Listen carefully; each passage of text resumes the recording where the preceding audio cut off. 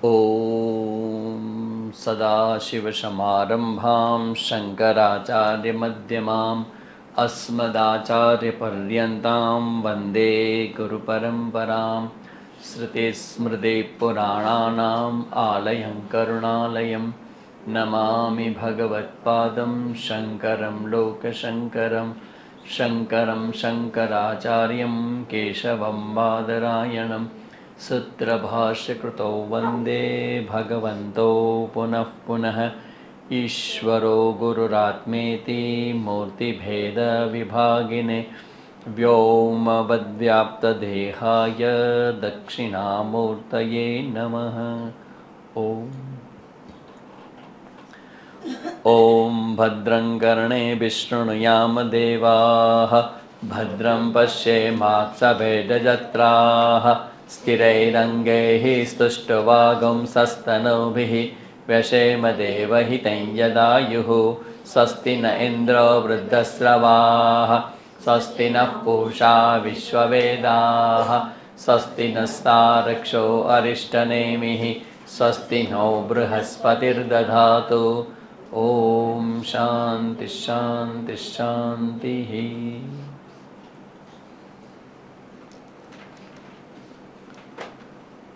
કૈવલ્ય ઉપનિષદ જે નિયમિત રીતે આપણે લોકો બધા ચેન્ટિંગ કરીએ છીએ અને એ ચેન્ટિંગ કરવાનું લક્ષ્ય છે ને એ બહુ ક્લિયર છે. શેના માટે આપણે ચેન્ટિંગ કરીએ છીએ? આ તમે લોકોને કેમ મેં કર્યું, રવિવાર કરો અને તમે બધાને કંઠસ્થ થઈ જાય. તમારા રૂટીનની અંદર આ કૈવલ્ય છે એ આવવું જોઈએ. એવરી ડે રોજે રોજ કૈવલ્યનો પાઠ કરવો જ જોઈએ, જેથી કરીને આપણા એકાઉન્ટની અંદર આ જન્મના કે કોઈ જન્મના જેટલા પણ નેગેટિવ કર્મ હોય, જેને પાપ કર્મ કહેવામાં આવે, એમાંથી ભગવાનની કૃપાથી, આશીર્વાદથી એ પાપ કર્મથી આપણું અંતઃકરણ છે એ મુક્ત થઈ જાય. કારણ કે પાપ કર્મ કાં કોન્શિયસલી તમે જાણી જોઈને કરો, અને ઘણી વખત કેવું થાય કે પાપ કર્મ કરતી વખતે ખબર ન હોય કે પાપ કર્મ કહેવાય. કોઈક એવો સંસ્કાર ન મળ્યો હોય, કોઈક વિઝન ન મળ્યું હોય, અને આપણે એવા કર્મમાં લિપ્ત હોય અને થઈ ગયા હોય ને પછી કંઈ રિઝલ્ટ ન મળ્યો એટલે વાત પૂરી થઈ ગઈ હોય. પણ રિઝલ્ટ ન મળ્યું એટલે રિઝલ્ટ જન્મ્યું નથી, હજી પક્વ નથી થયું, અને જ્યારે રિઝલ્ટ આવશે ત્યારે તો ફેસ કરવાનો જ આવશે.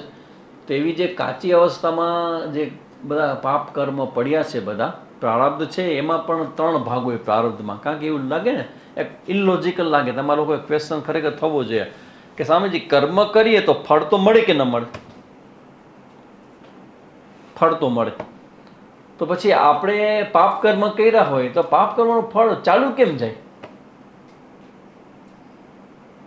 એનો આન્સર છે આ કે આપણા કરેલા જે કર્મ હોય ને એમાં આપણા પ્રારબ્ધ કર્મ હોય, અમુક સંચિત કર્મ હોય. સંચિત કર્મ ખ્યાલ છે ને? લાસ્ટ ટાઈમ શીખડાવ્યું. એક પ્રારબ્ધ કર્મ, એક સંચિત કર્મ હોય. તો સંચિત કર્મ એવા કે જે હજી પક્વ નથી થયા ફળ દેવા માટે, પણ છે હજી, એ બધા પાપ કર્મ જાય. પહેલી વસ્તુ. પછી બીજું કે પ્રારબ્ધગત પાપ કર્મ છે એનું શું થાય? તો પ્રારબ્ધગત પાપ કર્મ છે એમાં પાછા 3 કેટેગરી હોય. એક હોય તીવ્ર, એક હોય મધ્યમ અને એક હોય મંદ. તો મંદ અને મધ્યમ છે ને વિલ હેન્ડલ કેર. એ પાપ કર્મ તમારા જે હોય એ મંદ અને મધ્યમ. એ મંદ પાપ કર્મ છે ને એ સ્વપ્ન દ્વારા પણ ભોગવાઈ જાય. ઘણી વખત તમને સ્વપ્ન આવે ને એમાં તમને કંઈ પ્રોબ્લેમ આવે તો સમજી લેવું કે તમારું મંદ પ્રારબ્ધ કર્મ છે એ ભોગવાઈ ગયું. કર્મનું ફળ તો ઉત્પન્ન થયું પણ એવું તીવ્ર નહોતું. તો સ્વપ્ન જોઈ, અને કારણ કે સ્વપ્ન જોતો તમને અનુભવ તો થવાનો છે દુઃખનો, નહીં તો એ પ્રકૃતિ છે એ તમને સ્વપ્ન દ્વારા તમારું કામ, એનું કામ પૂરું કરી નાખે. પછી મધ્યમ જે છે એ ગુરુની કૃપા, ઈશ્વરની કૃપા અને આવા પ્રકારના ચેન્ટિંગ કરેલા હોય એ બધા મધ્યમ પ્રારબ્ધની સામે ઊભા રહી જાય. એટલે હવે આપણને ખબર પડે કે કેટલું જરૂરી છે આપણા માટે આવું ચેન્ટિંગ કરવું, આવું મંત્ર જપ કરવા.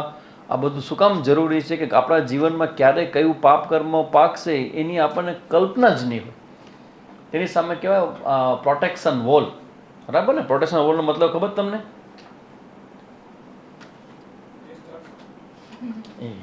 એ તો સાઈડમાં રહી ગયું છે ભાઈ. આપણી વાત કર. આકાશા એટલે મંદ મધ્યમ હોય એને આપણે આવી રીતે તોડી શકીએ, એને આપણે સેટલ કરી શકીએ. તીવ્ર પ્રારબ્ધ છે અને તમે આવી પ્રાર્થના કરો છો કે કોઈની કૃપા થઈ છે તો શું થાય, એમાં પણ કામ કરે. તીવ્ર પ્રારબ્ધ હોય ને તો તીવ્ર પ્રારબ્ધ ભોગવતી વખતે તમને કોઈને કોઈ પ્રકારની હેલ્પ મળી જાય. That's all. કોર્ટ કેસ થાય અને જેલમાં જવું પડે, પણ જે જેલર હોય ને એ તમારું બહુ સંભાળ રાખે. જેલમાં જવાનું પ્રારબ્ધ છે, એક્ઝામ્પલ આપું છું, તો જેલમાં જવાનું થાય પણ જેલર તમારું બહુ સંભાળ. દેટ ઇઝ બ્લેસિંગ્સ, આશીર્વાદ.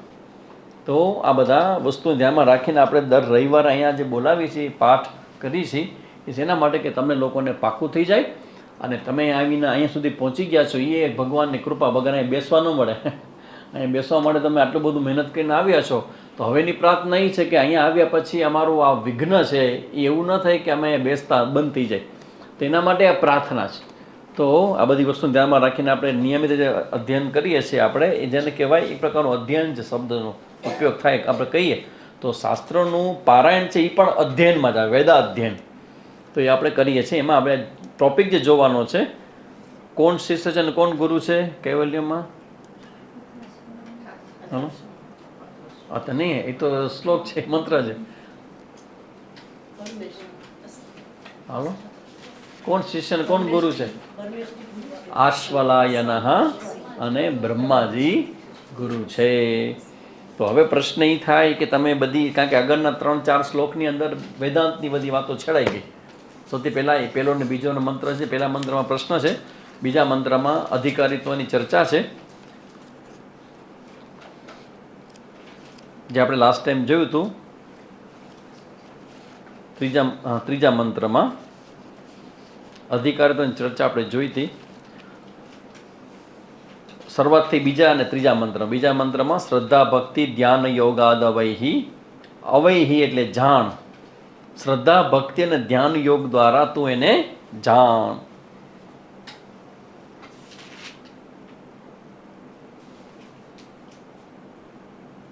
શ્રદ્ધા અને ભક્તિમાં શું ફરક? બે શબ્દ અલગ અલગ આવે, શ્રદ્ધા અને ભક્તિ. કાંઈ આ બધા પ્રશ્ન તમારે કરવા જોઈએ, હું તમને કરું છું. શ્રદ્ધા અને ભક્તિ, કારણ કે શબ્દ કેવો છે, શ્રદ્ધા ભક્તિ અને ધ્યાન યોગ, 3 સાધનો બતાવ્યા. તો શ્રદ્ધા અને ભક્તિ એ બંને તો સરખા ન કહેવાય.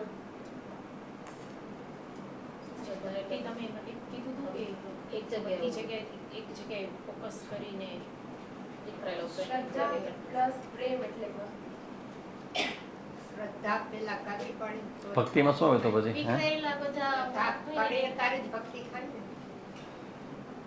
એમ નહીં,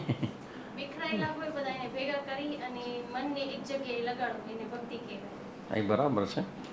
મારો મુદ્દો એવો છે કે શ્રદ્ધા અને ભક્તિનું ડિવિઝન ક્યાંથી પાડશો આપણે? એની વચ્ચે લાઈન દોડવી જ પડશે, કારણ કે અલગ સાધન બતાવ્યું છે. તો અલગ સાધન વિચારવું હોય તો જે શ્રદ્ધા છે ને એ પણ તમારી અંદરની લાગણી જ છે. શ્રદ્ધા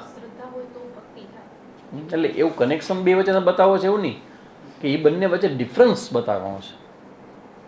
શ્રદ્ધા અને ભક્તિ બંને લાગણીઓ છે, બંને તમારા હૃદયથી કનેક્ટેડ છે, તમારા અંતઃકરણથી કનેક્ટેડ છે. બરાબર? હા, એટલે એ કનેક્શન છે. શ્રદ્ધા હોય તો ભક્તિ થાય.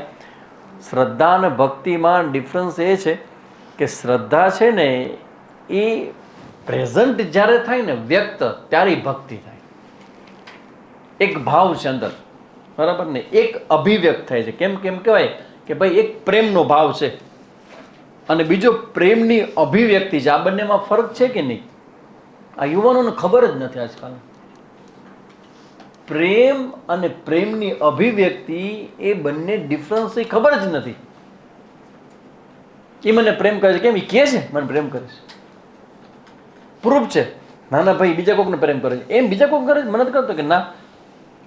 તો કે હું કેમ માનું? તું જ કે તું કેમ માનું? તો હું એને પૂછીશ. જો એ કહેશે ને કે હું બીજા કોઈ પ્રેમ કરું તો હું માનીશ, નહીં તો નહીં માનું.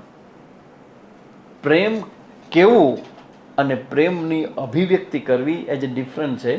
એવી રીતે શ્રદ્ધા છે એ તમારી એ જે તત્વ પ્રત્યેની તમારી અન્ડરસ્ટેન્ડિંગ છે, સમજદારી છે, એમાંથી તમારી શરણાગતિનો જે કંઈ ભાવ આવ્યો છે એ છે એ શ્રદ્ધા.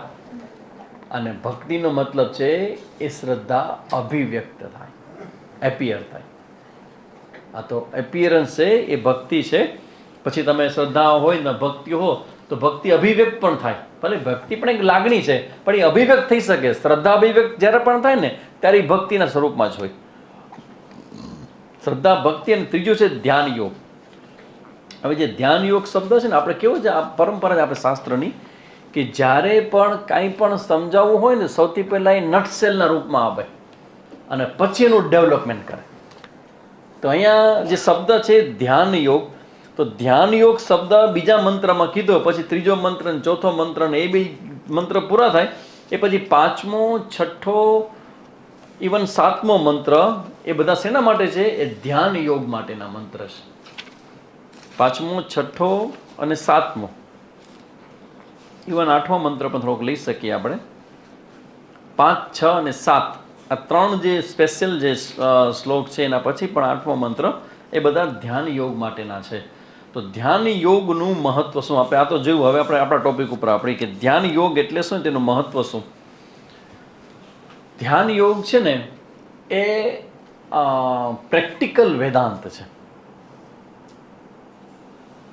એક શ્રવણ દ્વારા કરવામાં આવતું વેદાંત છે કે જે તમે આચાર્ય પાસે આવો છો અને તમે શ્રવણ કરો છો અને આચાર્ય તમને કંઈક ભણાવે છે, સમજાવે છે, તમારી કોગ્નેટિવ ચેન્જ તમારી અંદર આવે છે બુદ્ધિના લેવલ ઉપર. જો આપણે બધા જ પ્રકારના લેવલ ઉપર જ્યારે ચેન્જ આવશે ને ત્યારે ચેન્જ છે ને એ સંપૂર્ણપણે સિદ્ધ થશે.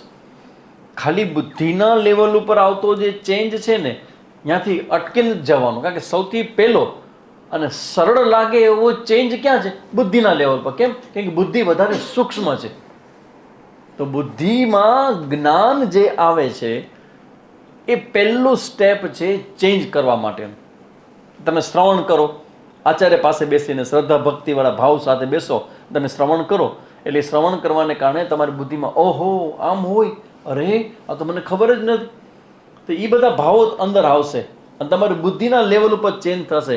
હવે તમારો જે મુખ્ય જે પ્રશ્ન છે તમારા બધા જ સાધકોનો કે સ્વામીજી અમે આ શ્રવણ કરીએ છીએ ને ત્યારે એટલું બધું પોતીકું લાગે છે, એમ લાગે પતી જ ગયું, આ કમ્પ્લીટ ક્યોર, કાંઈ આમાં કોઈ કન્ફ્યુઝન નથી, બધું રેડી છે.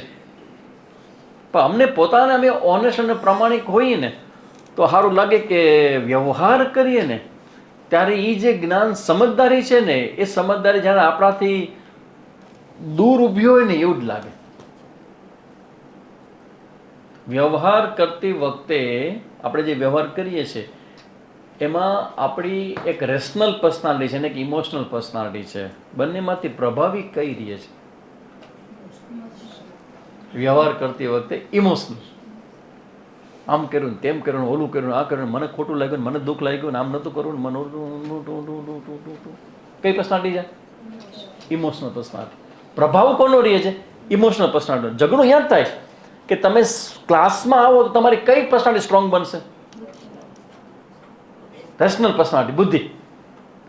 ક્લાસમાં આવવાથી જ્ઞાન થઈ જશે? કેમ નથી થતું? કેમ કે તમે ક્લાસમાં આવો છો તો તમારું જે ડીલિંગ કે ડ્રિલિંગ જે કરો છો ને એ એક જ પર્સનાલિટી પર કરો છો. કેના ઉપર? રેશનલ પર્સનાલિટી ઉપર. પણ જે તમારી આપણી ઇમોશનલ પર્સનાલિટી, લાગણીની જે આપણું સ્તર છે એ સ્તરમાં પ્રોબ્લેમ એ આવે છે કે એમાં કામ ન કરીએ ને તો એ આપણે જ્ઞાનથી દૂર રાખે. તો પ્રશ્ન એ થાય કે સ્વામીજી એમાં કેવી રીતે કામ કરી? ઇમોશનલ પર્સનાલિટીમાં અમે કામ કેવી રીતે કરી? એટલે તમે લેજો, આપણે કેટલા બધા પ્રામાણિક છીએ. કોઈ આપણા ઉપર એવો બ્લેમ ન કરે કે તમે ત્યાં વાતું કરો છો, ખાલી રવિવાર બધાને એન્ટરટેનમેન્ટ કરો છો, મજા આવી વાતો કરો છો ને પછી છોડી દો તમે. એવું નથી. We are very much serious and very much practical. અને આપણે એ જે કંઈ વાત કરીએ છીએ એ જ્યાં સુધી એપ્લાઇડ ફોર્મમાં ના આવે ત્યાં સુધી આપણે એનો કેળો મૂકવાના નથી. આ પ્રશ્ન આપણે આવતો હોય કે મારા જીવનમાં નથી આવતો, ચિંતા ન કરવી. શું કામ ન કરવી? કે એમાં ઘણું બધું ઇન્વોલ્વ છે. તમારી બુદ્ધિના સ્તરેથી પરિવર્તનો ઝડપથી થાય છે, લાગણીના સ્તરે થતા નથી. તો લાગણીના સ્તરે પરિવર્તન કરવા માટે શું કરવું પડે? એટલા માટે કહેવાય કે શ્રવણ, મનન અને નિધિધ્યાસન. એટલે તમારે ઇન્વોલ્વ તો થવું પડે. સમજી, આમ તો લાગણી મનમાં હોય, મનથી થાય તો સૂક્ષ્મ વધારે તો બુદ્ધિ થઈ ને. આમ તો બુદ્ધિ સૂક્ષ્મ વધારે છે ઝડપથી ચેન્જ થાય, અને લાગણી એને થોડીક વધારે સ્થૂળ છે એટલે એમાં આવતા વાર લાગે. જે વસ્તુ સૂક્ષ્મ હોય ને એ ઝડપથી શુદ્ધ થઈ જાય. ઇવન લાગણી પછી તમારું સ્થૂળ શરીરની બધું આવે, એ વધારે સ્થૂળ છે. એટલે બુદ્ધિ છે એ સૂક્ષ્મ છે વધારે લાગણીઓ કરતાં, તેમાં પરિવર્તન સહેલું છે ને ઝડપથી આવે છે.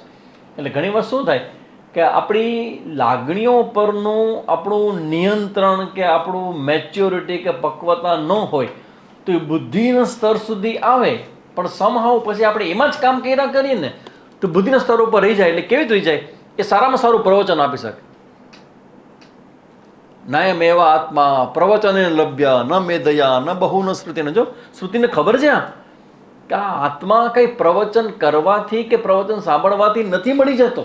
કેમ નથી મળી જતો? કારણ કે એ તમારા એક પર્સન્ટ ભાગ ઉપર કામ કરે છે, બીજી પર્સન્ટનો ભાગ બાકી રહી ગયો. એ છે સાધના.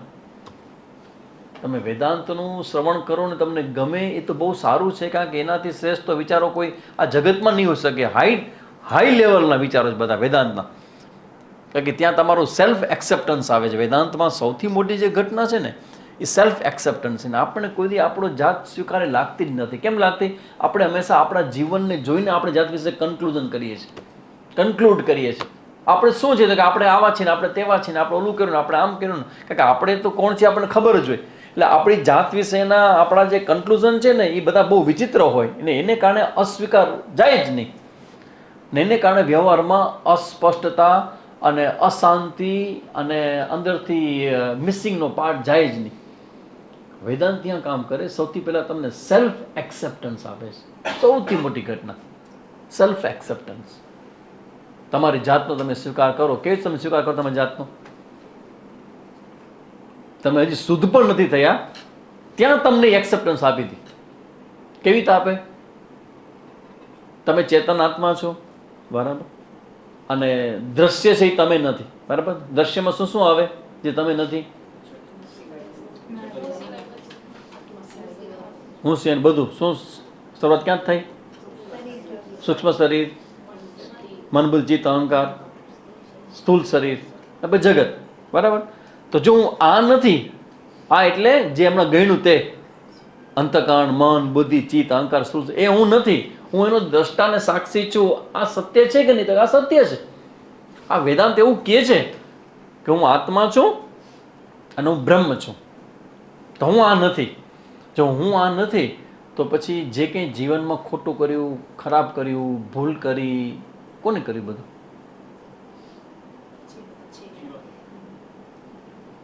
મન, બુદ્ધિ, ચિત્ત અને અહંકારે. પાપ કર્મોનો બોજો ક્યાં પડ્યો છે? મન, બુદ્ધિ, ચિત્ત અને અહંકારના લેવલથી. નહીં તમે છો? નથી. તમે કંઈ કર્યું જ આમાંથી? તો કે ના. તો તમને નથી કંઈ લેવા દેવા? તો કે ના. આ વેદાંત છે. તો જો આ સેલ્ફ એક્સેપ્ટન્સ છે, ઓહ તો હું બરાબર છું, હો જેવો છું જ્યાં છું બરાબર. બરાબર અબરાબર શું કામ છું? મારા વ્યવહારમાં, મારા વિચારોમાં, મારા વર્તનમાં, મારી ડેઇલી રૂટીનમાં બરાબર નથી. ભાઈ બરાબર નથી તો શરીર, મન, બુદ્ધિ, ચિત્ત છે અને હું તેનો જાણનારો છું. હું તો સ્ત્રી પુરુષ નથી. તો બધા જ ભૂમિકાઓ ગઈ ને બધું જ પ્રોબ્લેમ ગયા તો આઈ એમ એટ હોમ. હું સ્વસ્થ છું. આ વેદાંત છે. એટલે આ જે વેદાંત છે એ વેદાંત ક્યાં કામ કરે? તો કે એના માટે તમારું અંતઃકરણ જે છે એ ટિપિકલ પ્રકારનું જોઈએ. વેદાંત તમને એક્સેપ્ટન્સ આપે પણ તમારો આ સ્વીકાર છે ને એ આમ સમજતી વખતે થઈ જાય છે. પાછો જ્યારે તમે વ્યવહાર કરો છો ને ત્યારે ભૂલી જાઓ છો. એ જે તમે ભૂલી જાઓ છો એ ભૂલવાની અંદર આપણી જે બીજી પર્સનાલિટી છે, વ્યવહારિક પર્સનાલિટી છે, અંતઃકરણ છે, એને આપણે હેન્ડલ કરવું પડશે. અને એને હેન્ડલ માટે એમ કહેવાય કે શ્રવણ, મનન અને નિધિધ્યાસન. નિધિધ્યાસન છે એ સાધનાનો એક ભાગ છે. નિધિધ્યાસન છે એ સાધના છે. અને નિધિધ્યાસન જે છે ને એ તમારું જે શ્રવણ કરેલું છે ને એને મજબૂત કરવા માટે. નવું કંઈ પ્રાપ્ત કરવાનું નથી. તમે એકવાર એમ સમજી લ્યો વોટ ઇઝ નિધિધ્યાસન કોને કહેવાય, બરાબર સમજજો. નિધિધ્યાસન એટલે અલર્ટનેસ, અવેરનેસ, જાગૃતિ. જે કંઈ છે એની જાગૃતિ. ધારો કે તમે એન્ટ્રી કરતા હો ને તમારી સ્વિચ બોર્ડ તમે જમણા તરફ રાખેલું હોય, એન્ટ્રી કરતા હો ઘરની અંદર, અને પછી તમે સ્વિચ બોર્ડને ડાબા હાથ તરફ લઈ જાઓ અને રાતના ઘરમાં પાછા આવો ત્યારે સ્વિચ લોકો પણ હાથ ક્યાં જશે? નોલેજ છે, તમે ઊભા રહીને આખો દિવસ કરાવ્યો છે, પણ હાથ ક્યાં જશે? બસ ત્યાં નિધિધ્યાસન કામ કરશે કે હાથ જાય તો હાથને પાછો ખેંચો, અને જ્યાં છે ત્યાં હાથને જવા દો. આ નિધિધ્યાસન થયું. એ કેટલું કરવાનું ને ક્યાં સુધી કરવાનું? પ્રશ્ન આવે ક્યાં સુધી કરવાનું નિધિધ્યાસન? આ સુપ્તે વા આમૃતે વા કાલમ નૈત વેદાંત ચિંતયા. વેદાંતનું ચિંતન તમે શરીરથી જ્યારે આંખ ખુલે તમારી આ સ્થૂળ શરીરની અને બંધ થાય એ દિવસ દરમિયાન અને જ્યાં સુધી તમારું આયુષ્ય હોય ત્યાં સુધી તમારે આ અભ્યાસ કરવો જોઈએ.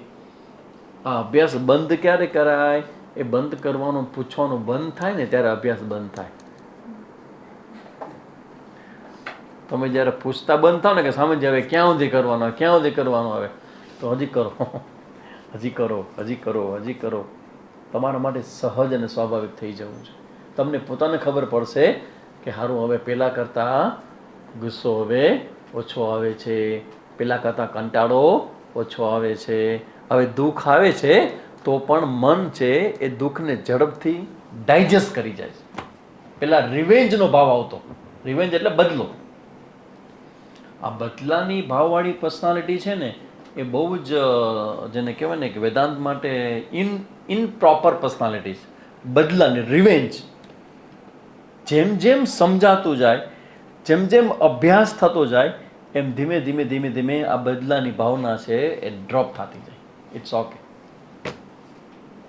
તો આ પ્રેક્ટિકલ વેદાંત થયું. તો હવે જે મુદ્દો અહીંયા આપણે જોવાનો છે કે આપણા જે સંસ્કારો છે, આપણું જે અંતઃકરણ છે એને આપણે આ જ્ઞાનને અનુકૂળ બનાવવા માટે એમાં જે રહેલા દોષો છે, સંસ્કારજન્ય દોષો, એને દૂર કરવા માટે નિધિધ્યાસન છે.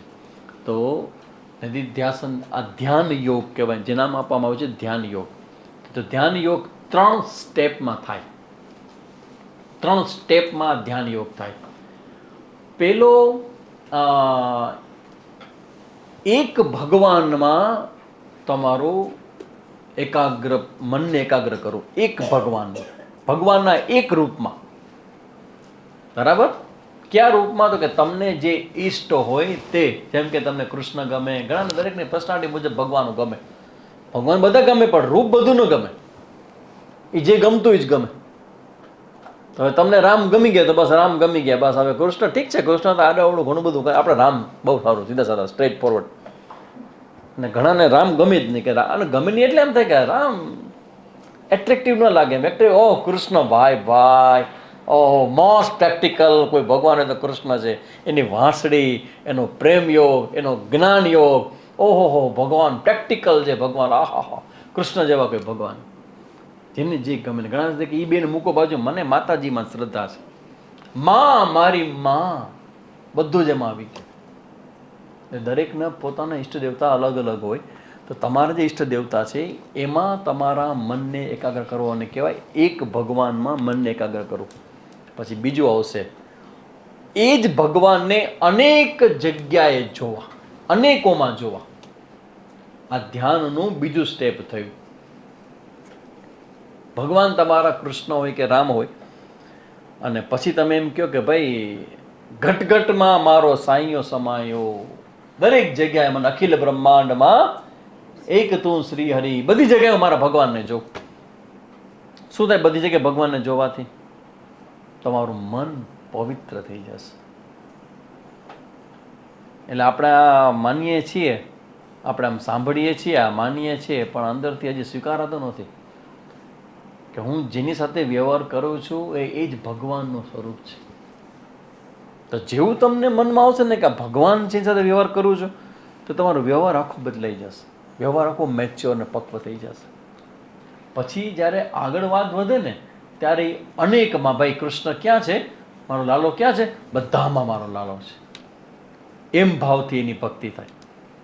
ત્રીજું લેવલ એવું છે કે આ જે ઈશ્વર જે છે એ નિરાકાર છે, અને નિરાકાર ઈશ્વરમાં તમારા મનને લીન કરી દેવું, એ ધ્યાનનો ત્રીજો તબક્કો છે.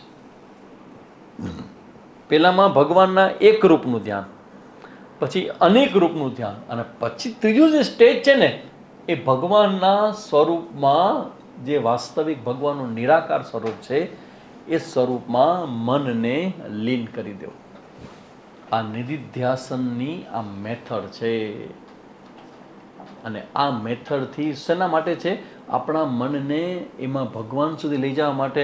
હવે જો એમાં એવું છે કે આપણે ઈચ્છા હોય એ પ્રમાણે ધ્યાન કરાય, કે જેમાં આપણું અધિકારીત્વ હોય એ પ્રમાણે ધ્યાન કરાય? ગમતું હોય. આ અધ્યાત્મ આખું શાસ્ત્ર આવું છે. તમને ગમે છે એટલે હું આ કરું એમ, એટલે કહેવાય ને મનમુખી ન ચાલે, ગુરુમુખી જોઈએ. ગુરુ તમને બતાવે કે આ કરાય ને આ ન કરાય. એટલે જો સૌથી પહેલો શબ્દ કેવો આવ્યો? આ બધી સાધનાનો સૌથી પહેલું સ્ટેપ શું આવ્યું? શ્રદ્ધા. શ્રદ્ધા ક્યાં ખબર પડશે? આપણી સમજદારી ને આપણી અન્ડરસ્ટેન્ડિંગ અને આપણને જે સાચું લાગે છે ઈ, અને આપણા માટે જે સારું છે એવું કહેનાર વ્યક્તિનું વાક્ય, એ બે વચ્ચે જ્યારે વિરોધ ઉભો થાય ત્યારે શું કરશો? આપણે જેને સત્ય માની, સાચું માનીએ, આપણને જે સાચું લાગતું હોય આપણા માટે ઈ, કારણ કે શ્રદ્ધાની ખબર આમ નહીં પડે, પણ આમ ખબર પડશે. અને બીજો કોઈ વ્યક્તિ જેનામાં તમે એમ કહો છો કે મને તમારામાં શ્રદ્ધા છે, અને એ તમારા માટે બીજી વાત તમે જે માનો છો એ ના પાડે, અને જે નથી ગમતું એવું તમને કહે, તો શું કરશો? કરશું તો જ શ્રદ્ધા હશે. હે? ઈ જે કહેશે એમ કરશું તો જ શ્રદ્ધા હશે, તો જ કરશું. ના, પણ હવે શ્રદ્ધા વગર તમે વાતે કેમ સ્વીકારશો એની? કોઈ વ્યક્તિ સામે સપોઝ ગુરુ છે, તો ગુરુ છે એ તમને ગમતું હોય એવું કે જે તમારા માટે સારું હોય કે? અને એક જવાબ હવે તમે ખુલ્લા દિલે મને આપી દેજો. સાવ એક પ્રશ્ન પૂછું છું હું. તમને જે ગમે છે, તમને જે સારું લાગે છે એ લગભગ દરેક વખતે સારું જ હોય તમારા માટે? હજી એક પ્રશ્ન, તમને જે ગમતું નથી કરવાનું કહેવામાં આવે છે એ પણ તમારા માટે સારું હોઈ શકે કે નહીં? શ્રદ્ધા અહીંથી શરૂ થાય. તમને ખબર, એક છે શંકા ને એક છે શ્રદ્ધા. શંકાથી શરૂ થાય અને શ્રદ્ધાએ પહોંચવાનું છે. પણ આપણો પ્રોબ્લેમ કેવો છે? આપણે એકલા તો છીએ નહીં, સમાજ આખો છે, અને આખા સમાજની અંદર દરેકની માનસિકતા બધા માટે કે સરખી હોય નહીં, જુદી જુદી હોય. એટલે આપણે એક તો શ્રદ્ધા કરવામાં હજી કાચા પડે, કારણ કે આપણી શ્રદ્ધા તો કેવી હોય? આપણા જેવી હોય. આપણી શ્રદ્ધા આપણે કેમ કે મીરાબાઈ માટે એનો ભગવાન પ્રગટ થઈને એને સમાવી લે, અને આપણે દ્વારકામાં એન્ટ્રી ન મળે ત્યાં.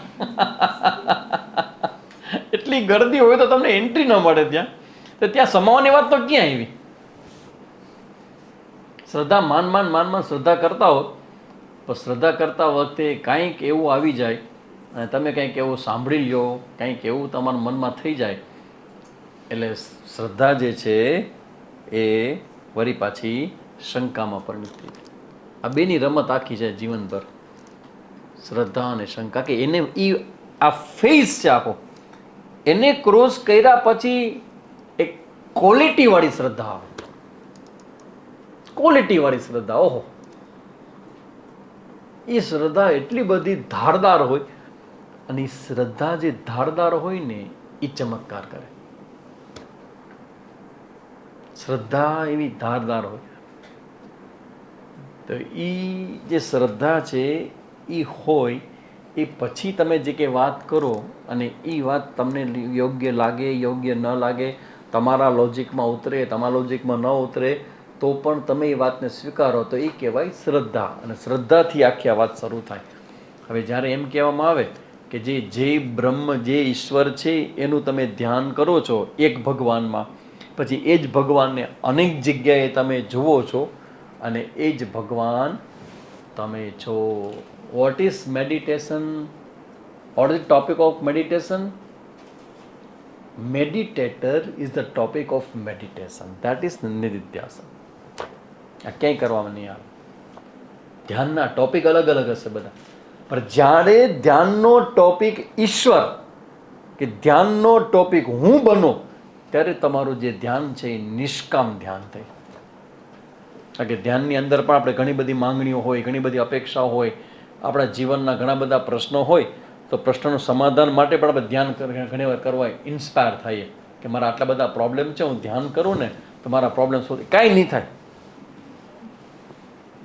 વ્યવહારના પ્રોબ્લેમ સોલ્વ કરવા માટે તમારે પુણ્ય કરવા પડશે, ને પુણ્ય કરો તો બરાબર છે, તો તમારો વ્યવહારનો પ્રોબ્લેમ સોલ્વ થશે.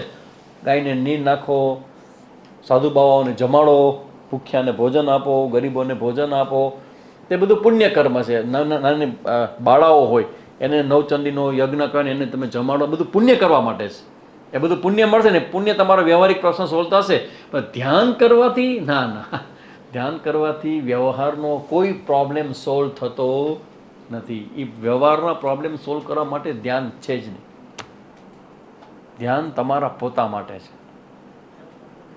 અને તે આપણે જે ધ્યાનમાં જવાનું છે, ક્યાં જવાનું છે?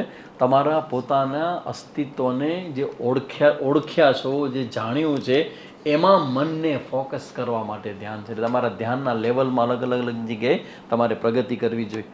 પહેલાં એક ભગવાનમાં હોય, પછી અનેક જગ્યાએ ભગવાનને જુઓ, અને છેલ્લે પછી આવે એ બધામાંથી મન હટાવી અને ધ્યાન કરનાર જે ધ્યાતા છે અને ઈશ્વરનું જે નિરાકાર સ્વરૂપ છે, બોથ આર સેમ, એક જ છે.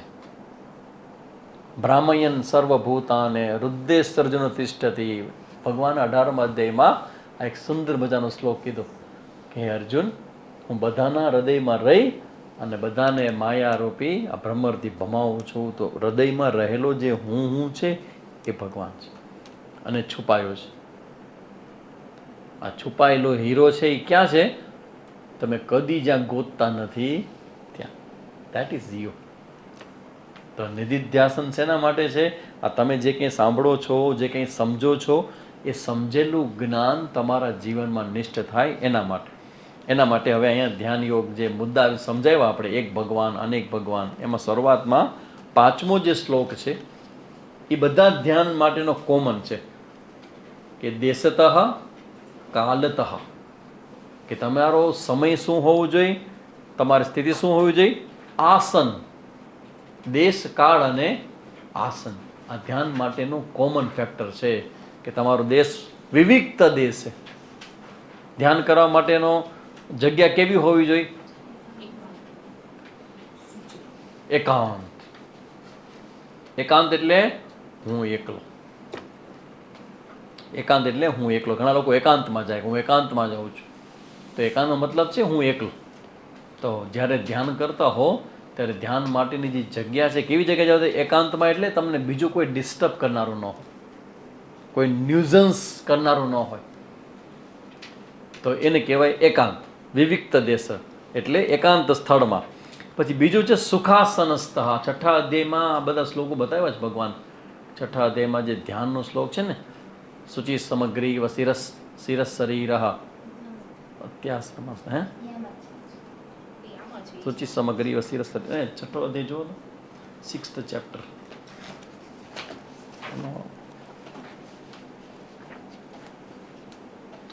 6ઠ્ઠો અધ્યાય. ચંચલમી મનઃ કૃષ્ણ. શુચો દેશે. શુચો દેશે એટલે પવિત્ર દેશે. પ્રતિષ્ઠાપે સ્થિરમાસનમાત્મના નાત્રિચ્યુતમ નાતિ નીચમ ચૈલાજીન કુશોત્તરમ. તમારું આ જે 11મો શ્લોક છે એ બતાવે કે તમારું સ્થાન છે એ કેવું હોવું જોઈએ? પવિત્ર. શુચિ છે ને શબ્દ અહીંયા, શુચિ, પવિત્ર. ગયા વખત મેં વાત કરી હતી ને, શુચિ શબ્દનો શું મતલબ થાય? પવિત્ર એટલે શું? તમે કિચનમાં જઈને ધ્યાન કરો તો ન ચાલે. શુચિનો મતલબ છે પવિત્ર. પવિત્ર બધી રીતે, ઇવન સાફ સફાઈ દ્રષ્ટિએ પણ પવિત્ર, અને ત્યાંના વેવ્સ, વાતાવરણ જ્યાં બેસવાનું તમારું સ્થાન છે ને, એ પણ પવિત્ર હોવું જોઈએ. તો શુચિ એ પવિત્ર સ્થાનમાં બેસીને અને તમારું આસન કેવું હોવું જોઈએ? પદ્માસન, અર્ધ પદ્માસન, વજ્રાસન કે સુખાસન? સુખાસન શું કામ? એટલા માટે કે તમે બીજું કોઈ પણ આસન કરશો ને તો લાંબો સમય નહીં બેસી શકો. અને તમારે કરવાનું શું છે ખબર છે? ટેક ઓફ લેવાનું છે. તમારી ફ્લાઇટ આખી ટેક ઓફ કરવાની. તમારે સ્થૂળ શરીરને છોડી દેવાનું છે. સમજો, સ્થૂળ શરીર છોડી દે તો શું થાય?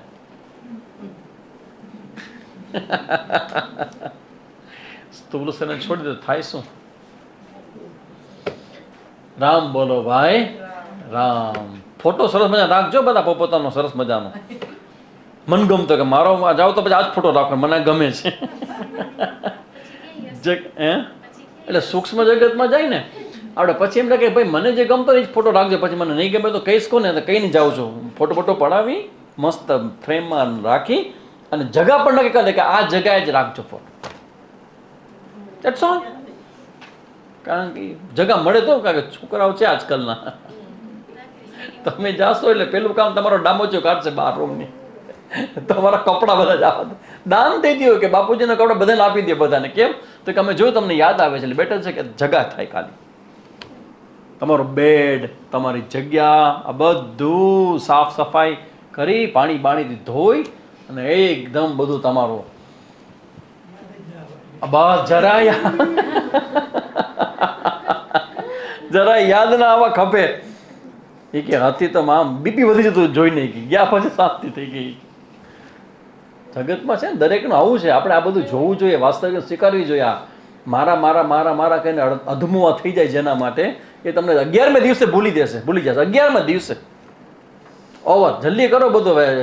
અમારા સ્વામીજી કહે કે પત્નીને પતિ આટલો પ્રેમ કરતો હોય, રોજ કે તારા વગર હું જીવી ન શકું, તારા વગર હું જીવી ન શકું, તું જ મારું સર્વસ્વ છે, બધું જ છો ને, તારા ને આસમાન જમીન ને બધા જેટલા તારાઓ છે બધું બસ એક મારો તારો તું છે, બધું કે મીઠું મીઠું.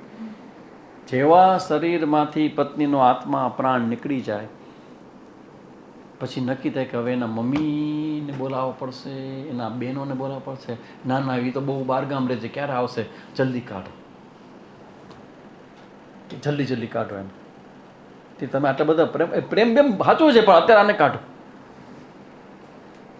આ હું તમને એ સમજાવું છું કે ક્યારેક આવું ધ્યાન પણ કરો. તમે સૂતા છો અને નીકળી ગયા શરીરમાંથી અને પછી કલ્પના કરો કોણ શું કરશે. કોઈક સાચું રોશે, કોઈક ખોટું રોશે, કોઈક પ્રેમથી રોશે, કોઈક છૂટવાના ભાવથી રોશે.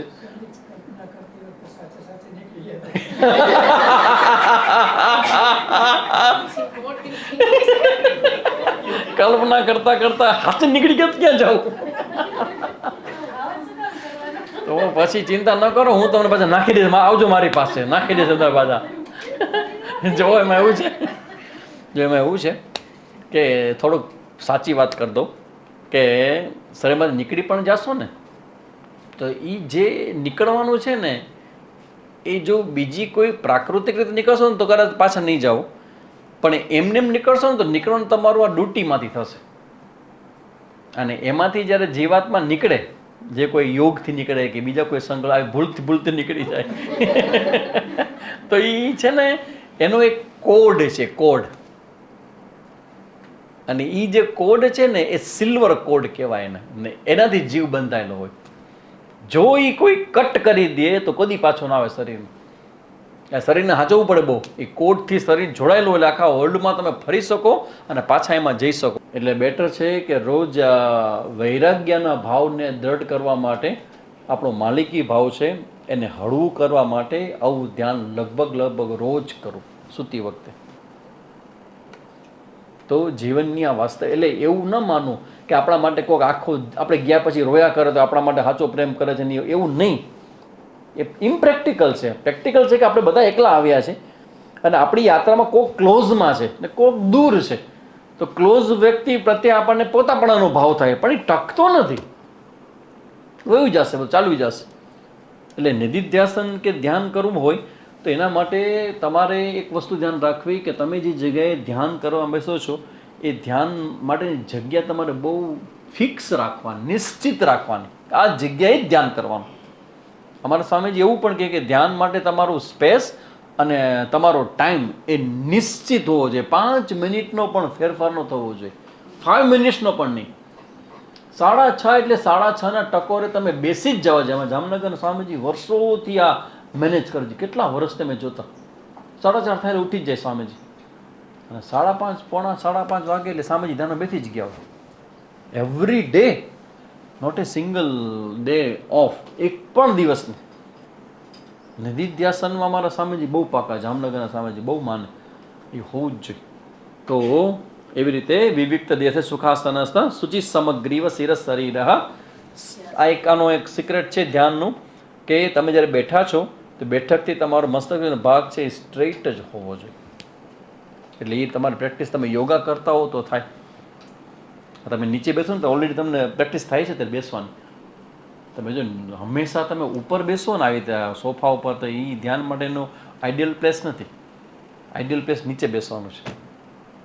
તમે જો યોગામાં તો યોગા મેટ આવે નહીં, અને કમસે કમ 45 મિનિટ તમે યોગા કરો, એના પર તમે બેસો તો પણ તમને બેસવાની પ્રેક્ટિસ પડે, સ્ટ્રેઇટ બેસવાનું.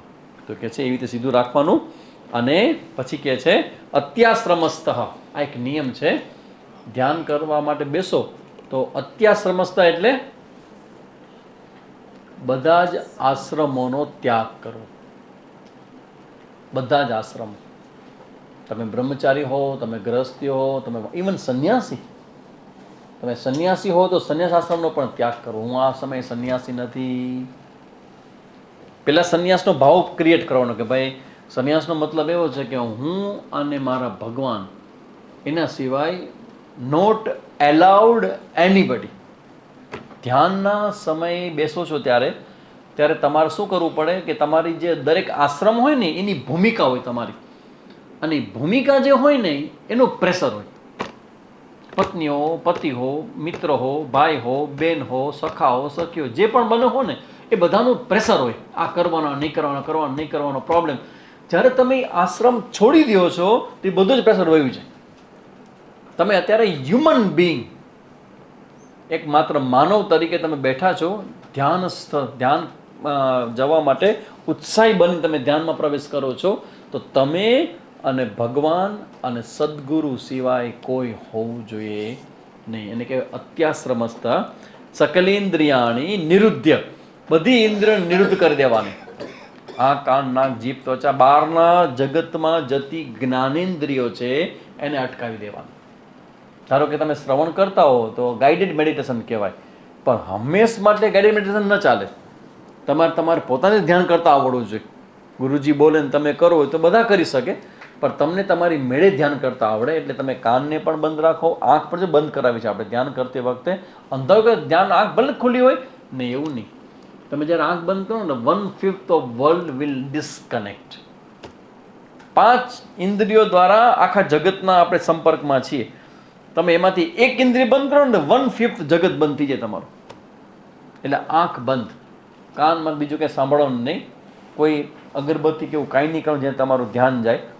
અને ટેસ્ટ તો કાંઈ હોય નહીં, મનમાં કંઈ રાખવાનું હોય નહીં. તો આ રીતે તમારે દરેક ઇન્દ્રિય નિરુદ્ધ કરીને એક નવું અહીંયા એક સૂચન છે ઉપનિષદનું, કે જ્યારે પણ ધ્યાનમાં બેસો ત્યારે સ્વગુરુમ પ્રણમ્યા, પોતાના ગુરુને માનસિક રીતે પ્રણામ કરવા. ધ્યાનમાં બેસતી વખતે ગુરુજીને યાદ કરવા, એને પ્રણામ કરવા, એની પૂજા કરવી, વોટ એવર જે પણ મનમાં ભાવ હોય એના બ્લેસિંગ્સ લેવા, એના આશીર્વાદ લેવા, અને એ પછી આપણે ધ્યાનમાં પ્રવેશ કરવો. આવી બધી ચર્ચાઓ અહીંયા આ 5મા શ્લોકમાં કરવામાં આવી છે. અને પછી ભગવાનનું જે નિરાકાર સ્વરૂપ છે એની ચર્ચા 6ઠા મંત્રમાં છે. અચિંત્યમ અવ્યક્તમ અનંત રૂપમ શિવમ પ્રશાંતમૃતમ બ્રહ્મયોનિમ તથાદિ મધ્યાંત વિહીનમેકમ વિભુમ ચિદાનંદ રૂપમ અદ્ભુતમ. ભગવાનનું જે સ્વરૂપ છે અચિંત્ય, અવ્યક્ત, અનંત, મંગળ, પ્રશાંત, અમૃત, બ્રહ્મયોની, સર્વ જગતનું ઉત્પત્તિ સ્થાન. બ્રહ્મયોની એટલે બ્રહ્મની યોની નહીં, બ્રહ્મ એટલે જગત, જગતની યોની. આ જગત જેમાંથી આવે છે તે એ બ્રહ્મ છે, જે આદિ મધ્ય અને અંત રહિત છે, એક છે, વિભુ છે, બધી જગ્યાએ છે, ચિત્ત ચૈતન્ય છે, આનંદ સ્વરૂપ છે, નિરાકાર છે અને અદ્ભુત છે. તો કયા પ્રકારના ભગવાન થયા આપણે ચર્ચા શરૂઆતમાં કરી હતી ત્યારે? નિરાકાર. નિરાકારનું ધ્યાન થયું એટલે જો એક એક શબ્દ છે ને, એક એક શબ્દ ઉપર ચિંતન થાય. અચિંત્ય. આ નિધિધ્યાસનમાં ઘણા બધા શબ્દો ને ઘણા બધી પ્રોસેસ ને એવું કંઈ ન હોય. તમે પહેલાં બેસો અને આપણે શરૂઆતમાં નક્કી કર્યું કે 5 વખત આપણે ઓમકારનું દીર્ઘ પ્રણવ ઉચ્ચારણ કરીએ, એને પહેલાં 5 વખત પ્રાણાયામ કરીએ અને શરીરને તૈયાર કરીએ, બધું રેડી કરીએ ને આ બધું આપણું તૈયારી થઈ.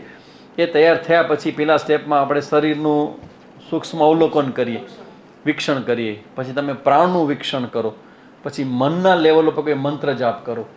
આ 3 થયા પછીનું જે સ્ટેપ છે કે જ્યાં તમે હવે રેડી થાવ છો નિરાકારમાં પોતાના મનને સમાવવા માટે. ધેટ ઇઝ કોલ્ડ નિધિધ્યાસન. નિરાકારમાં એટલે ભગવાનના એક એક લક્ષણો લેવાના બ્રહ્મના અને એ લક્ષણોનું ચિંતન કરવાનું. અચિંત્ય. અચિંત્ય એટલે જે બુદ્ધિનો વિષય નથી તે.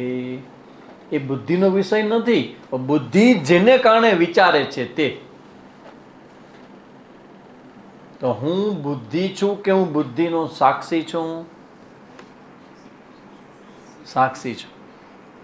તો અચિંત્ય એટલે હું. આ દરેક શબ્દ છે ને એનો અર્થ થાય હું. અચિંત્ય, અવ્યક્ત, સામે કોઈની આવતો નથી. હું અહમ અનંત રૂપા, એક નથી અનેક જગ્યા એટલે સર્વત્ર વ્યાપક હું છું. આવા બધા શબ્દોનો અર્થ છે એ આપણે નિધિધ્યાસનમાં ઉપયોગ કરીએ છીએ. એટલે તમારે નિધિધ્યાસન કરવું હોય તેના માટે કોઈ એક શબ્દ પસંદ કરી, કોઈ એક શ્લોક પસંદ કરીને એના ઉપર ચિંતન કરવું. દેટ ઇઝ કોલ્ડ નિધિધ્યાસનમ. એની ચર્ચા છે. પછી 7મા મંત્રમાં ભગવાનના સગુણ સ્વરૂપની ચર્ચા છે. ઉમા સહાયમ પરમેશ્વરમ પ્રભુમ ત્રિલોચનમ નીલકંઠમ પ્રશાંતમ. ભગવાનનું સ્વરૂપ ચિંતન કરવાનું. એકરૂપ ભગવાન જે વાત કરી હતી આપણે, કે ભગવાન તમારે જોવાના, કોઈ ભગવાન સામે રાખવાના અને પછી ભગવાનની આંખ જોવાની, ભગવાનનો ચહેરો જોવાનો, ભગવાનના હાથ જોવાના, ભગવાનનું પેટ, ભગવાનના પગ, આ ઉપર નીચે સુધીમાં ઉમાપતિ પરમેશ્વર પ્રભુ ત્રિલોચનમ. ભગવાનના 3 નેત્રો છે. ખાલી શંકર ભગવાન નહીં, ભગવાનને 3 નેત્રો છે, 2 અને ત્રીજું જ્ઞાન નેત્ર. એવા 3 નેત્રવાળા નીલકંઠ. નીલકંઠ એટલે જેનો કંઠ છે એ નીલા રંગનો છે. પ્રશાંત, ઈશ્વરનું ધ્યાન કરીને સમસ્ત મુનિ ધ્યાન કરીને મુનિ સમસ્ત પ્રાણીઓના કારણભૂત સર્વના અંતઃકરણના સાક્ષી અજ્ઞાનરૂપ અંધકારથી પરમાત્માને પ્રાપ્ત કરે છે. તો આ 7મા મંત્રમાં બતાવ્યું કે ભગવાનના સગુણ સ્વરૂપનું ચિંતન કરવું. એને પણ તમારે ધ્યાનનો વિષય પણ એ પહેલાં કરવાનું. એક ઓલું એકમાં નિરાકારમાં મનને લગાવવું બહુ અઘરું પડશે. એના માટે બેટર છે કે ભગવાનના એક સ્વરૂપને જોઈ ને એમાં મનને લગાડવો. તો એ ચર્ચા અહીંયા કરવામાં આવે છે. અને પછી 8મા મંત્રમાં તેજ બ્રહ્મા, તેજ શિવ, તેજ ઇન્દ્ર, તેજ અક્ષર ને તેજ પરમ સ્વરાટ છે. સૈવ વિષ્ણુ સપ્રાણ સકાલો ચંદ્રમા. આગળ જગતના રૂપમાં એક જ પરમાત્મા વાત થઈ ને. ત્રીજું બીજો ધ્યાન અનેકમાં જોવાનું. યા ચંદ્રમાં, અગ્નિના રૂપમાં, પ્રાણના રૂપમાં, વિષ્ણુ ભગવાનના રૂપમાં, ચંદ્રમાના રૂપમાં, બધાના રૂપમાં એક પરમાત્મા છે. આ પ્રકારેનું ધ્યાન છે એ અહીંયા કહેવામાં આવ્યું. હવે પછી આ જે પરમાત્મા છે એનું વર્ણન કરવામાં આવે છે. સએવ સર્વમ યદ ભૂતમ યચ્ચ ભવ્યમ સનાતનમ. જે કંઈ ભૂતકાળમાં હતું, જો ભગવાનનું જ્ઞાન થાય ને એ પછી આપણે પ્રેઝન્ટમાં થાય એવું નહીં. ભૂતકાળમાં જે પણ કાંઈ આપણી સાથે થયું, ઘટનાઓ થઈ કે જગતમાં જે કંઈ થયું ભૂતકાળમાં એ હતું તે, જે કંઈ ભવિષ્યમાં થશે, જે વર્તમાનમાં પણ જે થઈ રહ્યું છે તે સર્વ તેજ છે. તેજ છે, તેજ છે, તેજ છે. તો એટલે આ ચર્ચાની પહેલાં એક્ઝામ્પલ આપ્યું હતું નામદેવનું અને જ્ઞાનદેવનું. યાદ છે એક્ઝામ્પલ નામદેવ વાળું? એક્ઝામ્પલ એવું છે કે ફરીથી સાંભળો, તમે લોકો ભૂલી ગયા છો પણ એમાંથી 2 સરખા એક્ઝામ્પલ છે. ક્યાં ફેર પડે છે તમે જાણવા માટે છે. કે મહારાષ્ટ્રની અંદર બધા ભક્તો અને જ્ઞાનીઓ બધાની સભા ભરાણી, અને સાધુ સંતો હોય, સંન્યાસી હોય અને જ્ઞાની હોય, ભક્તો હોય, એમાંય ચર્ચા વિચારણા થતી હોય ને એમાંય ક્યારેક ક્યારેક કોમેન્ટ્સ થાય, એમાંય હાસ્ય વિનોદ પણ થાય. તો પ્રશ્ન એવો થયો કે આ આપણી જ્ઞાનીની સભા છે, તો આ જ્ઞાનીની સભામાં ભગવાનનો સૌથી મોટો ભક્ત કોણ, એની ચર્ચા થઈ. એટલે બધા કે આ પ્રશ્ન તો બહુ સારો છે કે આપણે બધા ભગવાનના ભક્ત, આપણામાં સૌથી મોટો કોણ ભગવાનનો ભક્ત? તો કે ભાઈ એમાં એવું છે કે આપણે આ કામ કોકને સોંપીએ, ભગવાનનો ભક્ત કોણ મોટો? તો કોને સોંપ્યું? ગોરા કુંભારને સોંપી. એ ગોરો કુંભાર છે એ શું કરે, માટીને એ આમ ટકારોમાં ખબર પડે કે કાચું છે પાક. ગોરા કુંભાર તમે આવો સભામાં, કયો કે કોણ પાકો છે ને કોણ કાચો છે, ભગવાનનો ભક્ત કોણ છે ને કોણ કાચો ભક્ત ને કોણ પાકો ભક્ત છે. એટલે ગોરા કુંભાર કે હા મને વાંધો નથી કે હું ચેક કરી દઉં, પણ મને મારી મેથડ છે ચેક કરવાની, અને હું મારી મેથડ ચેક કરીશ. તો કે હા તમે જેમ કરો એમ, રિઝલ્ટ અમને ખપે તો કે આપી દઉં હમણાં. એટલે ગોરા કુંભાર નીકળ્યા લાઈનમાં, આમ આવે ને બેઠા હોય ભક્ત એને માથે આમ ટક્કરો મારે કે હા બરાબર છે, આ પાકું છે. આમ કરતા કરતા આ પાકો છે, બરાબર છે, આ તો કે આ બરાબર પાકું છે. હવે નામદેવ પણ બેઠા હતા એમાં, અને નામદેવ એવા ભક્ત હતા કે જે જ્યારે ધારે ત્યારે ભગવાનને પ્રગટ કરાવી દે, ભગવાન સાથે વાતો કરે. આ નામદેવ વિઠ્ઠલ વિઠ્ઠલ વિઠ્ઠલાની જે ધૂન બોલાવે, એ એવા ઊંચા ગજાના ભક્ત ભગવાનના કે ભગવાન વિઠ્ઠલ દેવ સાથે રૂબરૂ વાતો કરે. એટલે થોડુંક એને ગમ્યું નહીં કે ભાઈ હું તો ભગવાન સાથે ડાયરેક્ટ વાત કરનાર, મને આ ચેક કરીને ગોરા કુંભાર કહે ને તો હું કાચો ને પાકો ને આવું તો કે રીત હશે. મનમાં થોડુંક આમ થવા માંડ્યું કિચકિચ કિચકિચ. એટલે સમજી લો કે કાચો કિચકિચ કિચ સ્વીકાર ન થાય ને ખબર પડે કે કાચું માટલું છે આ. એટલે જેવા ગોરા કુંભાર એટલે નામદેવે માથું પાછું ખેંચી લીધું, આમ કરવા આવ્યો ને ત્યારે. એટલે ગોરા કુંભાર કે આ માટલું કાચું છે. અને પછી તો સભામાં સનડો થઈ ગયો. નામદેવ ઊભા થઈ ગયા કે આ શું, એક તો હું ડાયરેક્ટ ભગવાન સાથે વાતું કરું અને આ વ્યક્તિ મને કે કાચો છે. સભા છોડીને ભાગી ગયા. એટલે કાચા પણ વળી પછી પાકું કર્યું. અહીંયા તમને કોઈ કામ કહે ને તમને ચડી જાય કસોટી જેમ. પછી બધા કંઈ બોલ્યા નહીં, પણ નામદેવ ભાગ્યા સીધા. તો કંઈ જાવું ક્યાં, કેટલું સારું કે ગયા ભગવાન પાસે પાંડુરંગ, અને ધ્યાનમાં બેઠા ભગવાન. એની તાકાત કેવી! અને ભગવાન પ્રગટ થયા. બોલ નામદેવ કોરો ખપે તો કઈ કીધું વોટ એવર. મહારાષ્ટ્રમાં કોઈ છે, મહારાષ્ટ્ર આવડે છે, મરાઠી કોઈને આવડે છે કોઈ તમને? એમ કાંઈ પાય શું જોઈ છે? કાંઈ પાય છે. વાહ, તમે શીખી ગયા મહારાષ્ટ્ર. કાંઈ પાય છે શું જોઈ તાર? એટલે નામદેવ કે ભગવાન મને એક જવાબ આપો તો કે બોલ કે હું કાચો છું કે પાકો તમારો ભક્ત? ભગવાન કે નામદેવ તારી સામે ઊભો છું, તું તો પાકો જ મારો ભક્ત છે ને. કે માં મને કહે છે કે તું કાચો ભક્ત. કોણ કહે છે? એ કે ગોરો કુંભાર. એ ગોરાએ કીધું? એ કે તો તું કાચો. અને એની હવા ઉડી ગઈ. કારણ કે એનું એકમાત્ર શ્રદ્ધાનું કેન્દ્ર ભગવાન પાંડુરંગ. ત્યારે એને ઝટકો લાગ્યો. ભગવાન હું કાચો? ભગવાન કે જો ગોરો કહેતો હોય ને તો તું કાચો. એટલે ભગવાને પોતાની વાતે બાજુ મૂકી કે હું તો કહું છું બરાબર છે, પછી એ કહેતો હોય તો કાચો. તો કે હવે હું શું કરું? તો કે જા એક જગ્યાએ બીજો મારો ભક્ત છે, જ્ઞાની ભક્ત છે, એની પાસે જાય તને પાકો કરી દેશે. એની પાસે જાય છે ને પછી બધી ઘટનાઓ ઘટે છે ને એની પાસે જ્ઞાન આપે છે ને પછીની ઘટના જોવા જેવી છે કે એ બધું જ્ઞાન થઈ જાય પછી ઝાડની નીચે જમવા બેસે. એટલે ઘણા ભક્તો એને બધું આપી ગયા જમવાનું બધું. અને ત્યાં એક કૂતરો આવે. કૂતરો આવે ને રોટલીનો થપ્પો જેમાં રોટલી લઈને ભાગે કૂતરો.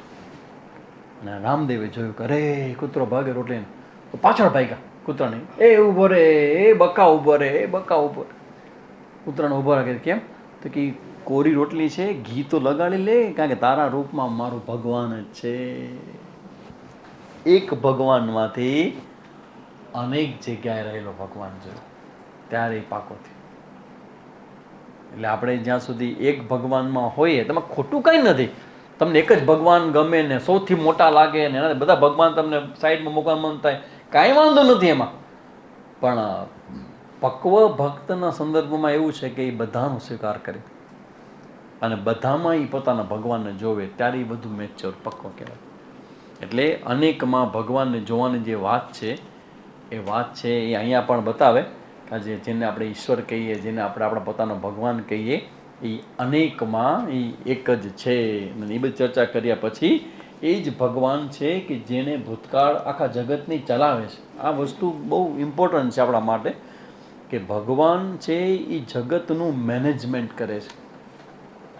કેમ થશે ને શું થશે ને શું કરશો ને ઓલું થશે ને તે થશે ને, પણ એ વસ્તુ ભૂલાવી ન જોઈએ કે આ જગત છે એ જગત જેને બનાવ્યું છે એ જગતનું મેનેજમેન્ટ કરે છે. તેના પર એટલી શ્રદ્ધા રાખે કે એ જે કરતો હશે ને એ બધું બરાબર જ કરતો હશે. એટલે ભૂતકાળમાં જે પણ કંઈ ઘટનાઓ ઘટી હોય એટલે જગતના લોકોને જોવા કરતાં એ લોકોની અંદર રહેલી સત્તાને જોવી.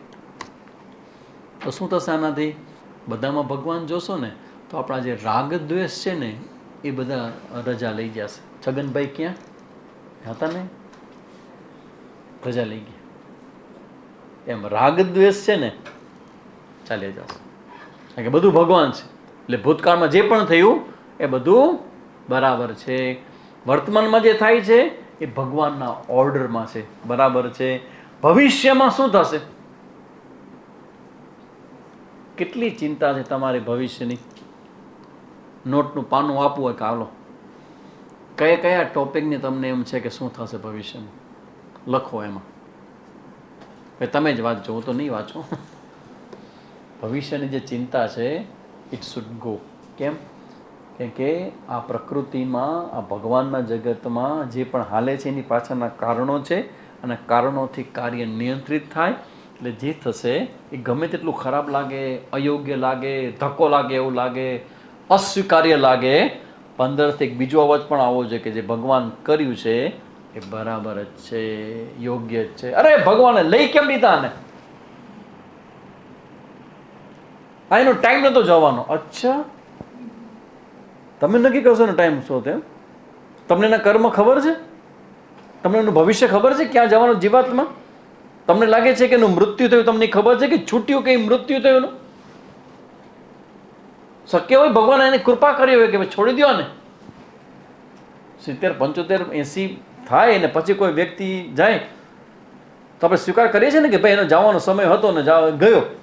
પણ ઇવન 50, 55 જાય, 45 જાય, જ્યારે પણ જાય ત્યારે એની પાછળના લોઝ કામ કરે છે, ભગવાનના લોઝ, નિયમો.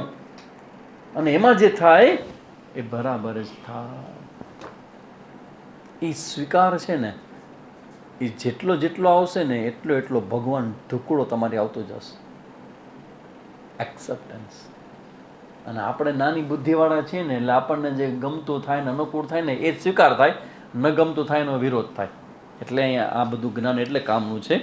અને અહીંયા 9મા મંત્રમાં કહે છે કે આ જે ભગવાન છે એનું સ્વરૂપ તમે જાણશો. તે ભૂતકાળમાં એને કર્યું, અત્યારે ચલાવે છે, ભવિષ્યમાં છે, બધું જ બરાબર છે. અને આવા બ્રહ્મને જાણીને મૃત્યુને પાર કરી જાય છે. મોક્ષ માટે બીજો કોઈ માર્ગ નાન્ય પંથા વિદ્યતય નાય. મોક્ષ માટે આ જ્ઞાન સિવાય બીજો કોઈ માર્ગ છે નહીં. સર્વભૂતસ્તમાત્માનમ સર્વભૂતાની ચાત્મની સંપશ્યન બ્રહ્મ પરમમ યાતિ નાન્ય હેતુના. સર્વભૂતમાં રહેલા આત્માના અને આત્મામાં સર્વભૂતોનું સમ્યક દર્શન કરતો તે જ્ઞાની પરમ બ્રહ્મને પ્રાપ્ત કરે છે. બીજા કોઈ સાધનોથી પ્રાપ્ત થતું નથી. આવી બધી ચર્ચાઓ જ્ઞાનના સંદર્ભમાં બધી છે ચર્ચાઓ છે. અને પછી હવે માયાનું પણ નિરૂપણ કરે છે કે માયા કોને કહેવાય? તો કે તે જ પરમાત્મા જેનું અંતઃકરણ માયાથી મોહિત થયેલું છે. જે ભગવાન છે ને એ આપણા અંતઃકરણમાં હું રૂપે રહેલો છે. તો આપણે માયાથી મોહિત થયા છે તો એક અર્થમાં એવું પણ કહેવાય કે ભગવાન જીવાત્મા રૂપે રહેલો ભગવાન છે એ જ જાણે કે માયાથી મોહિત થયેલો છે. તે શરીર સાથે તાદાત્મ્ય સાધીને સર્વ કર્મ કરે છે. આપણે કરીએ છીએ ને, શરીર સાથે તાદાત્મ્ય કરીને બધા કર્મો કરીએ છીએ. અને જાગૃત અવસ્થામાં સ્ત્રી અન્ન માદક પીણ ઇત્યાદિ વિવિધ ભોગો વડે તે જ જીવ પરિતૃપ્તિ મેળવે છે. આ વિષય ભોગની ચર્ચા જે છે જીવાત્માની એની આખી સ્ટોરી છે. જીવાત્મા કેવી રીતે કામ કરે. અને પછી આપણા ડેઇલી રૂટીનની 3 અવસ્થા છે. જાગૃત અવસ્થા, સ્વપ્ન અવસ્થા, સુષુપ્તિ અવસ્થા. તો એના માટે કહે છે કે સ્વપ્નમાં જે તે જીવ પોતાની માયાથી કલ્પિત જીવ સૃષ્ટિમાં સુખ દુઃખનો ભોગતા બને છે. થાય છે કે નહીં? સ્વપ્નમાં આપણે સપનું આવે તો એ સપનામાં બનતા સુખ દુઃખ એટલે અનુકૂળ પ્રતિકૂળ પ્રસંગો છે. અનુકૂળ પ્રસંગોથી સુખ થાય અને પ્રતિકૂળ પ્રસંગથી દુઃખ થાય. તો જીવ છે એ સુખ દુઃખનો ભોગતા બને છે કે નહીં સ્વપ્નમાં?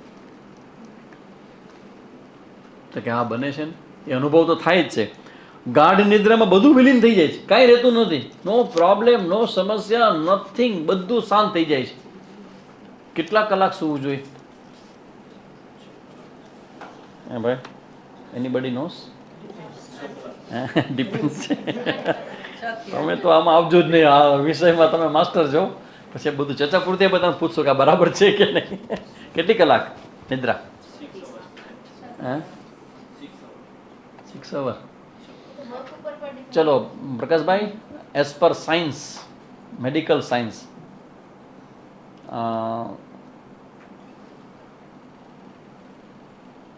સાયકોલોજિસ્ટ જે બધા હોય એ બધાના ઓપિનિયન જોઈએ, બધા પ્રમાણો સાથેના, તો કેટલી કલાકો આઈડિયલ સુવા માટેની ગણવામાં આવી છે?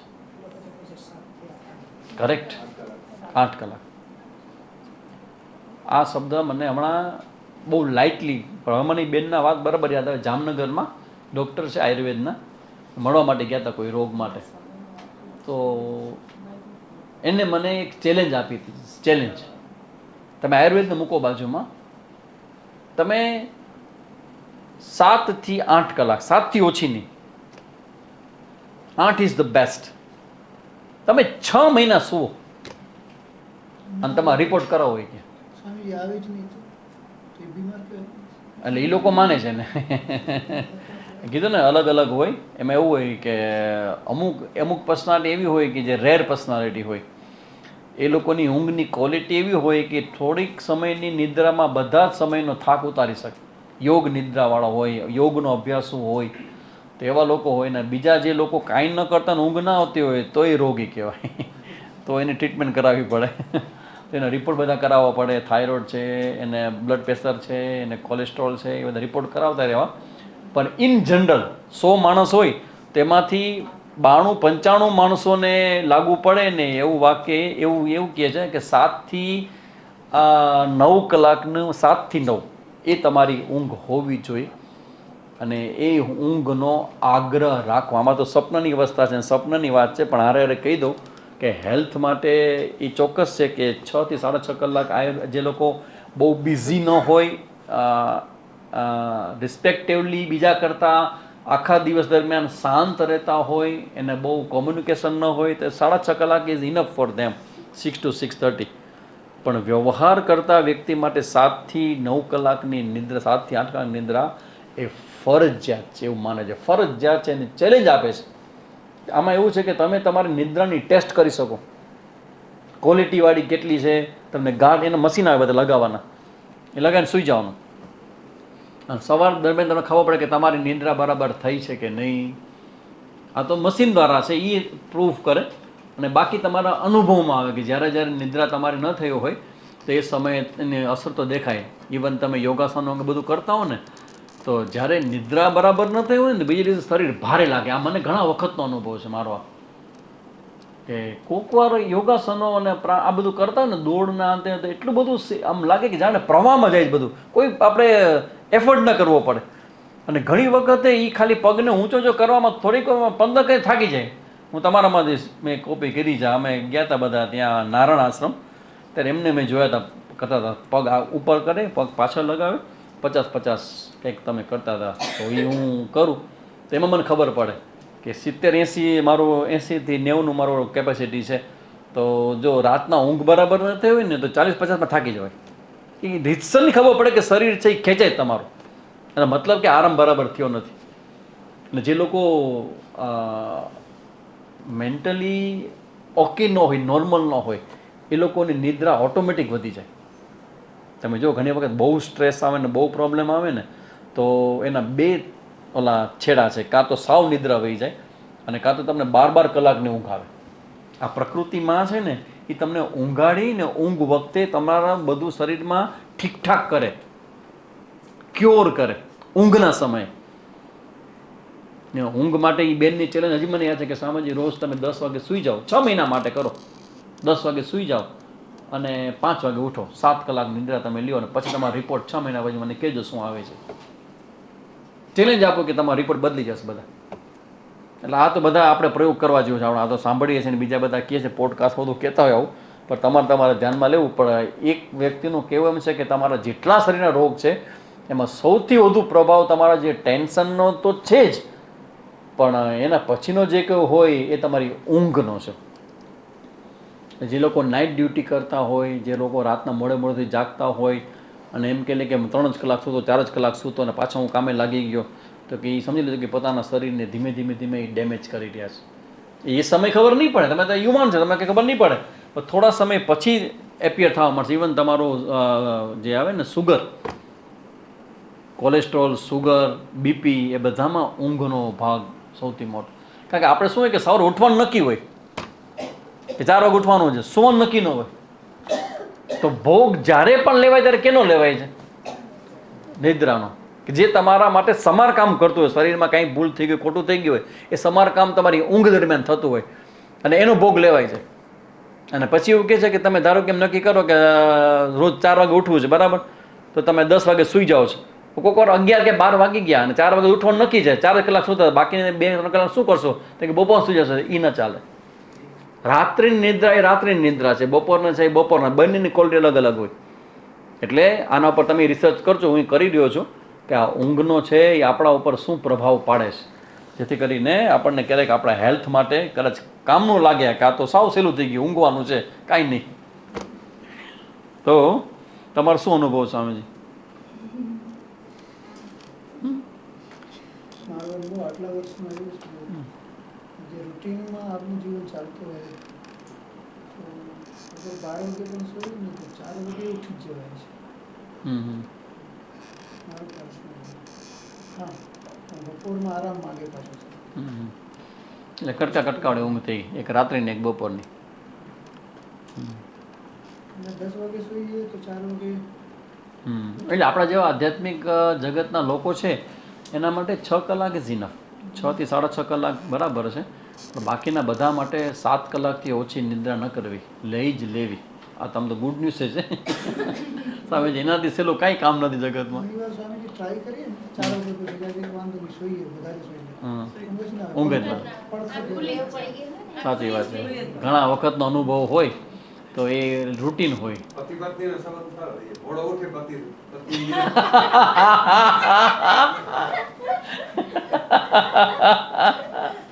પત્નીઓને બહુ સારો કે સ્વામીજી મારા પતિઓને કહ્યું કે મોડા ઉઠે, વહેલા ઉઠે ને આખું ઘર માથે લે, છાપું ક્યાં છે ને ચશ્મા ક્યાં છે ને આ ક્યાં, કોઈ આઘા મારે નાવા જવું છે ને પૂરું સવારના પોરમાં એ કે સિંહ ઉઠ્યા, સિંહ ઉઠ્યા.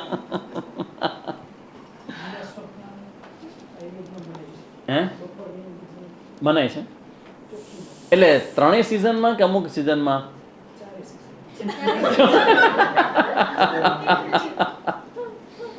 બપોર સૂવું જ ને એમ. વામ કુક્ષીની છૂટ છે, પણ નિદ્રા કરણ મનાય છે. ઘર ફર આવે એ બધું ખોટું. વેઇટ માટે મને એ સાંભળ્યું હતું મેં કે બપોરની નિદ્રા છે વેઇટ વધારે તમારું, બહુ જ વધે, કફ વધે નથી, પ્રમાદ બહુ આવે. એટલે યુવા જે બધા બ્રહ્મચારી ભણનારો એને બપોરે નિદ્રા મનાય છે, એનો પ્રમાદ વધી જાય. આઈડિયલ. હા, રાતના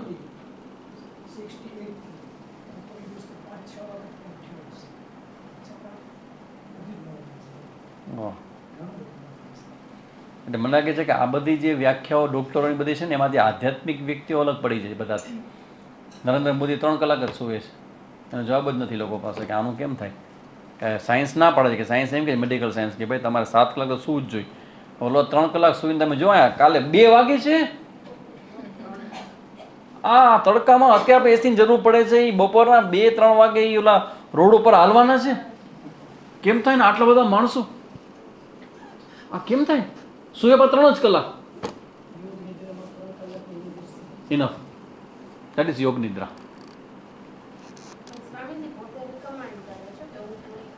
હા, એ પોતે કહે છે. એ પોતે કહે છે.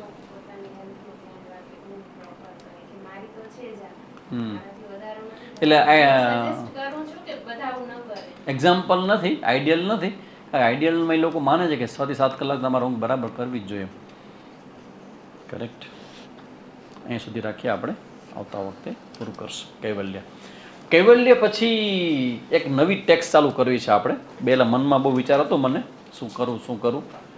એક હતું બૃહદારણ્યક ઉપનિષદ, નવું ઉપનિષદ જે બાકી છે આપણું એ, અને એક છે દક્ષિણામૂર્તિ સ્તોત્ર. તમે દક્ષિણામૂર્તિ સ્તોત્ર બોલો છો, પણ એનો અર્થ છે એ બહુ ગંભીર અર્થ છે.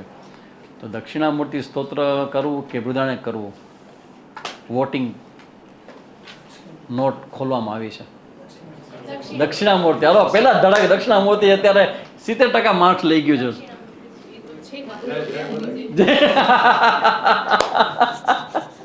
દક્ષિણામૂર્તિ જીતી ગયું છે ભાઈ. વિનિંગ. તો આપણે આવતા રવિવારે કૈવલ્ય પૂરું કરશું, અને પછીના રવિવારથી દક્ષિણામૂર્તિ સ્તોત્રનો એક સત્સંગમાં એક આપણે જોતા જશું, એક મંત્ર એનો શ્લોક જોતા જશું. એક જાહેરાત પણ છે શાંતિપાઠ કર્યા પછી. ઓમ પૂર્ણમદ પૂર્ણમિદમ પૂર્ણાત પૂર્ણમુદચ્યતે પૂર્ણસ્ય પૂર્ણમાદાય પૂર્ણમેવાવશિષ્યતે. ઓમ શાંતિ. હરિ ઓમ શ્રી ગુરુભ્યો નમઃ. હરિ ઓમ.